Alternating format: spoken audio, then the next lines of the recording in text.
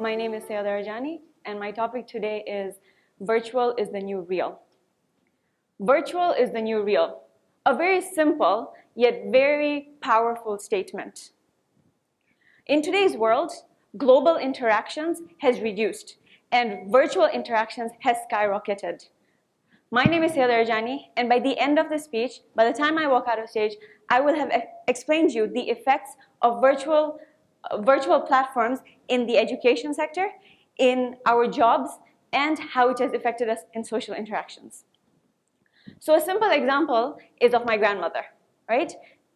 Since Ramadan has started, right, she has now taken up the opportunity to go and listen to recite Quran for the darsa. A few years back, when you would tell her, "Ma, let's go to mosque to recite Quran," she would shy out. She would be very excited, but when the time would come, she would shy out. She's like, "I don't think so, I can do it." But now, because of a virtual platform, because she can do it from the comfort of her house, she is open to that idea. When we look at education, in today's time, let's go 2 years back, pre-COVID, right? 2 weeks before Ramadan, there would be one question going around the community. Ke Maulana Aweche, right? We're all trying to figure out who that person is going to be. But in today's time, when it is time for the lecture, we turn on our TV and we have a range of scholars who are coming on IBN. You turn on the laptop and you can choose which speaker you want to listen to or which topic you want to listen to. Suddenly, our opportunity has increased. When we look at universities, we've all been to university, most of us, some of us are planning to apply to university, right? Their standards has suddenly skyrocketed. It has gone up. Why? Because before there were websites like Coursera, Allison, edX that were giving out free classes, but nobody used to take the opportunity because we had the mindset that you need to wake up, wear your uniform, or take your books, get in the car, go to school, sit on a table, and listen to the teacher. But now that has changed. That is no more the reality. You have to wake up. That you still have to do. But you can sit at home and get the same education. So you can already see in the education there has been such a great advancement.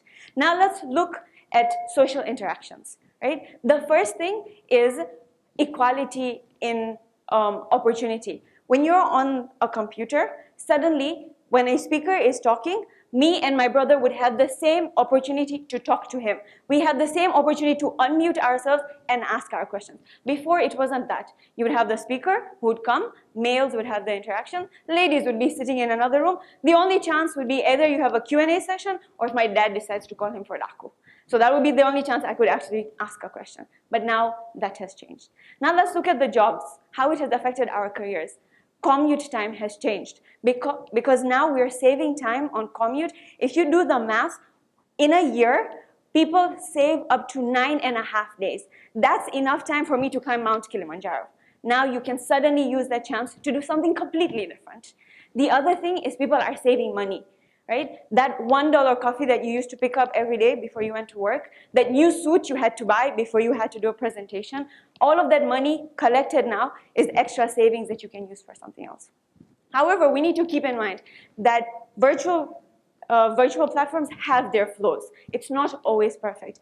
We have the issue of technology. Living in Dar es Salaam, we have electricity cutoffs. Wi-Fi is not always the best, right? So that is one issue. So all these things, the other thing is distractions. Simple thing, you open the computer to sit in class, you have a Facebook post popping out, you have a TikTok notification trying to get your attention there, all these distractions. The other thing is sometimes we have too much of a variety. Think of it this way, you go to a restaurant and there is a buffet table. You're excited that I can choose from so many things. But once you get there to pick up a dish, you're like, should I start from here? Or should I go there first? So suddenly too much of a range can get us distracted. So to wrap it up, I think we are living in a very crucial era, a time frame where we're experimenting. We're experimenting for our future. We're taking what was comfortable, what we've learned from the past, we're putting it into our present to make our future better. So with that, I want to leave you with one thing, that the reality is now virtual. Virtual is the new reality. Thank you very much.